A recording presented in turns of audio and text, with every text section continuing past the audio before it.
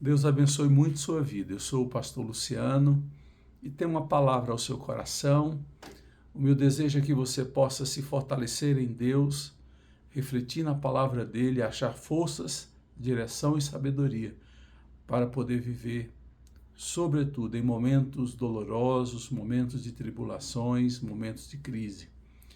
E há um texto em Romanos capítulo 12, versículo 12, em que o apóstolo Paulo ele dá diretivas, ele traz recomendações para que a gente possa vencer, enfrentar esses momentos difíceis da vida.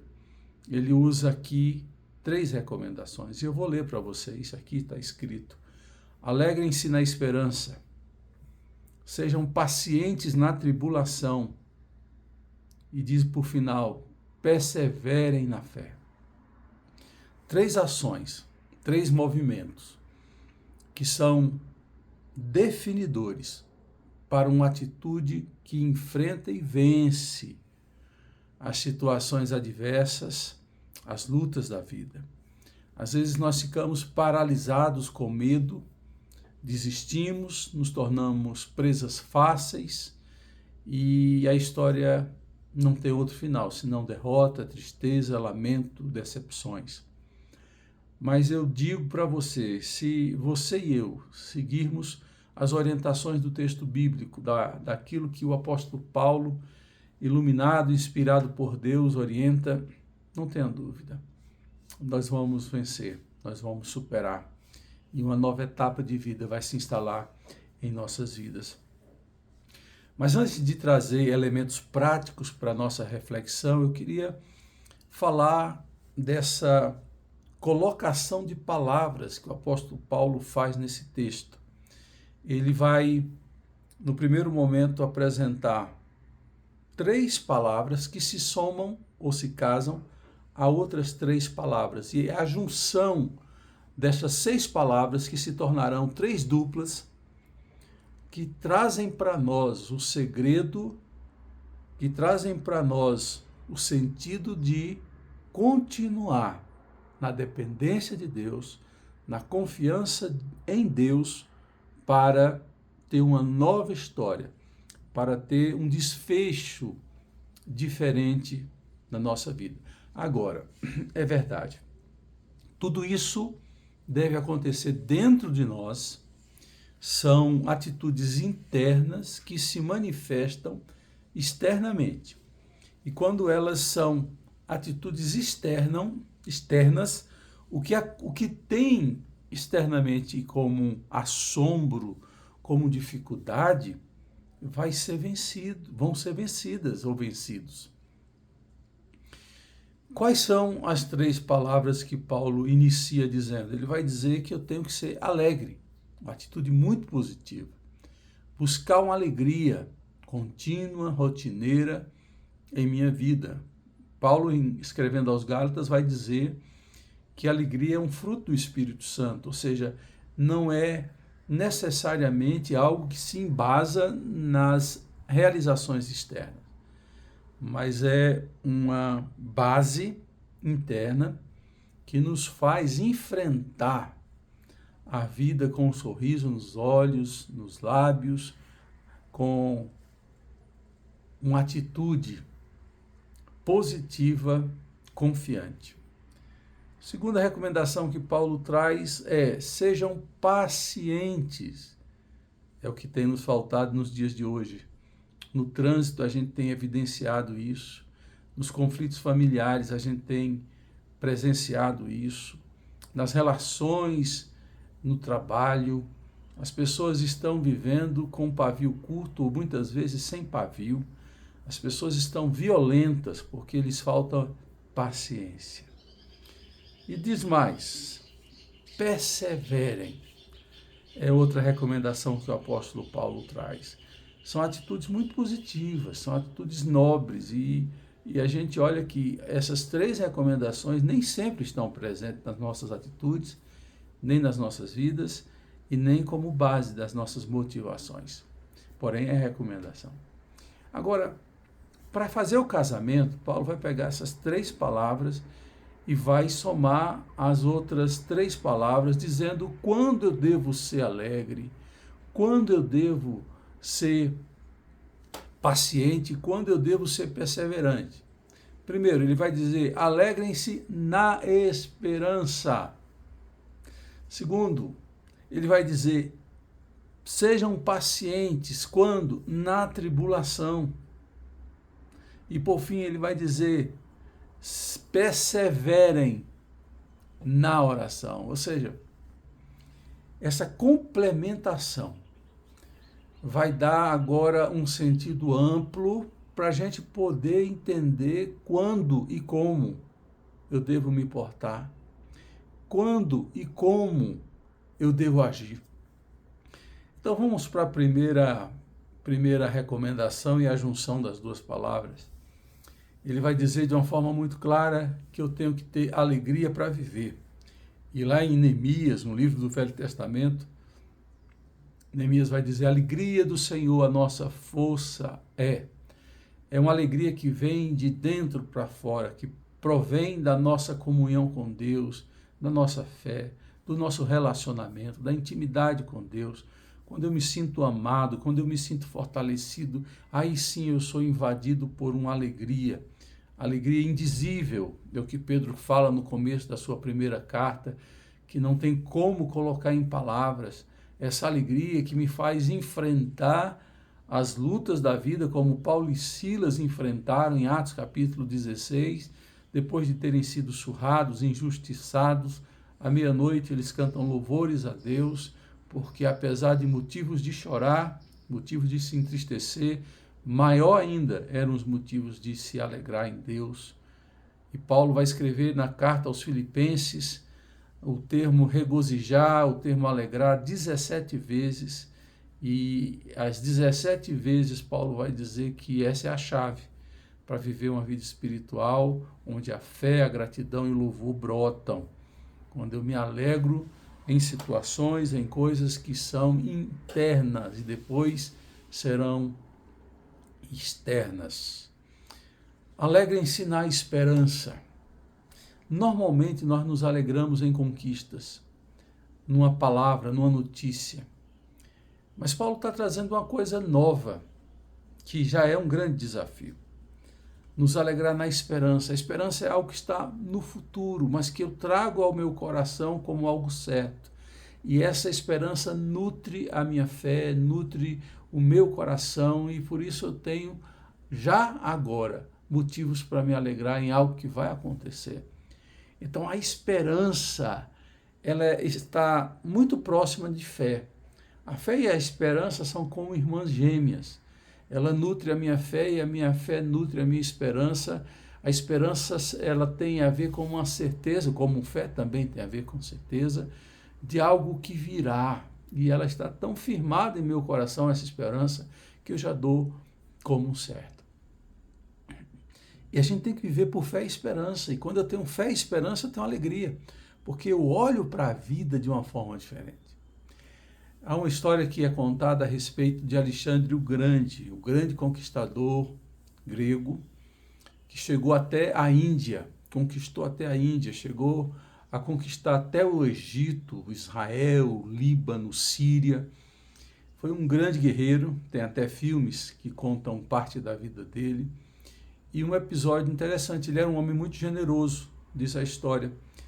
E ele ganhava com despojo de guerra muita coisa, e ele ia distribuindo entre os seus soldados mais relevantes, seus generais, ao ponto de dar tudo e ficar sem nada. E alguém uma vez perguntou, inquieto, surpreso, por que ele dava tudo e ele ia ficar sem nada?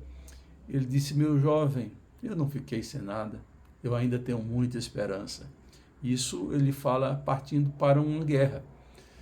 E são essas atitudes, né, como Alexandre, que a gente deve copiar. Eu posso não ter muita coisa, mas eu posso ainda ter esperança. E se eu tenho esperança, é sinal de que eu posso ter muita coisa. E é assim que a gente deve se portar. Uma alegria que está associada à esperança. Mas também, Paulo vai dizer que eu tenho, além da esperança, além dessa bênção maravilhosa de ter esperança no nosso coração, eu tenho que ser paciente na tribulação. E aí é que vem a questão, né? A paciência, para algumas coisas eu posso até ter, mas quando eu estou sofrendo, quando a onda do mar se agiganta, quando o sol é escaldante no deserto, quando parece que eu vou definhar, parece que eu vou perder tudo, parece que nada vai dar certo, como é que eu vou ser paciente? O desespero tende a entrar no nosso coração, o desespero vem de uma forma a drenar tudo aquilo que a gente um dia teve e colocou como segurança nas nossas vidas. As tribulações são muitas vezes assim. E há um episódio que eu li certa vez que diz que as tribulações trazem cores, muitas vezes tonalidades de preto e branco, azul, amarelo, vermelho. O vermelho muitas vezes vem. E a frase é: o sofrimento traz cores. O sofrimento traz cores. Mas eu escolho as cores que eu quero ter. Em outras palavras, eu não vou deixar que as cores da dor tomem conta, mas eu vou escolher aquilo, as cores que me vão fazer enxergar, colorir uma nova aquarela e poder fazer uma nova história na minha vida. É assim que a gente deve ser. A paciência me traz condições de ser resoluto, de tomar decisões, de continuar na fé, de confiar. O desespero não. O desespero traz pavor, pânico. O desespero nos faz parar, sucumbir, desistir, morrer. Então a paciência é fundamental para os momentos de grandes tribulações, para os momentos de relacionamento, para os momentos em que a gente está esperando a resposta de Deus. Tem muita gente que se atropela e atropela os propósitos de Deus. Basta ver a história de Abraão. Deus disse que ia dar um filho a Abraão, mas Abraão se apressou, estava demorando demais para ele, não estava no tempo de Deus, mas o tempo dele já havia passado há muito tempo. E ele, segundo a orientação de Sara, resolve fazer de Agar escrava, a barriga de aluguel, para que ele tivesse um filho. Foi feito, depois foi um grande transtorno. Hoje, esses conflitos em Israel com os palestinos, com os árabes, é fruto dessa pressa de Abraão, de ter duas famílias e depois, a história é longa, depois ter transtornos difíceis. Tudo começa na cozinha de Abraão e termina nos conflitos de hoje, porque um homem não teve paciência. Por fim, a Bíblia vai dizer que eu devo ser perseverante na oração. É difícil ter perseverança na oração, porque muitas vezes nós somos apressados, impacientes também na oração. Nós queremos que Deus responda o mais rápido possível, instantaneamente, porém Deus tem processos. E o grande processo de Deus, na demora, segundo nós pensamos, é porque Deus quer, antes de resolver um problema que eu tenho, Ele quer resolver o problema que eu sou. As áreas que eu preciso crescer, aquilo que eu preciso me aperfeiçoar, as dores que eu preciso ter, que vão fazer marcas e cicatrizes e criar calos de resistência, acabar com a minha infantilidade, me tornar pessoa madura. Tudo isso tem a ver com a demora de Deus do ponto de vista humano. Deus nunca demora, Deus sempre está trabalhando na hora certa. Mas no nosso coração Deus está demorando, porque Deus não faz do jeito que eu quero, na hora que eu quero. E quando a Bíblia diz que eu devo perseverar, é porque eu não devo desistir. Eu não devo parar na primeira vez, usando a desculpa da oração do Pai Nosso, que muita gente lê como desculpa, quando diz: seja feita a tua vontade. Ou seja, ora uma vez e não pede, achando que toda a dificuldade que eu tenho é vontade de Deus, que o diabo não age e que não são consequências das minhas ações. E a gente se escuda nessa frase que perde todo o sentido, porque Jesus, quando ensina que eu devo dizer seja feita a sua vontade, é quando eu busco a minha vontade, busco uma solução diferente, quando eu estou convicto de que não é aquilo, que não são os caminhos que eu orei e busquei, eu me rendo e digo, não tenho como mudar, não tenho como desistir, também não vou colocar tudo que Deus tem planejado para mim em segundo plano. Então, seja feita a tua vontade, Senhor. Eu me dobro, eu me sujeito. É assim. Agora, a perseverança na oração significa que eu vou orar muito e algumas vezes. Paulo orou 3 vezes, diz a segunda carta aos Coríntios, ele relata isso, pedindo a Deus que tirasse dele o espinho na carne. E depois de 3 vezes, insistentemente, Paulo orou, Deus disse para ele, Deus vai responder, se sim ou se não, se espere talvez, Deus vai dizer, a minha graça te basta, porque o poder se aperfeiçoa na fraqueza. Paulo entendeu que ele não precisava mais orar naquele assunto, porque Deus estava respondendo que ele tinha que passar por aquilo. Ele tinha que aprender com aquilo. Mas Paulo perseverou. Mas a perseverança da oração está registrada também em Atos dos Apóstolos, capítulo 2, quando diz que era uma marca que distinguia a igreja, que eles perseveravam no partir do pão, no ensino da palavra, e perseveravam também na oração. Não eram pessoas que desistiam na primeira vez, na segunda vez, que sabiam que Deus estava agindo na circunstância, mas também neles. E isso faz toda a diferença quando a gente não desiste, continua orando.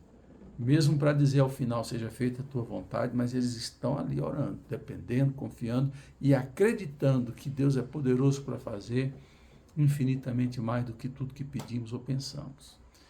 Mas uma pessoa que sempre me marcou foi o profeta Elias. Ele sobe ao Monte Carmelo.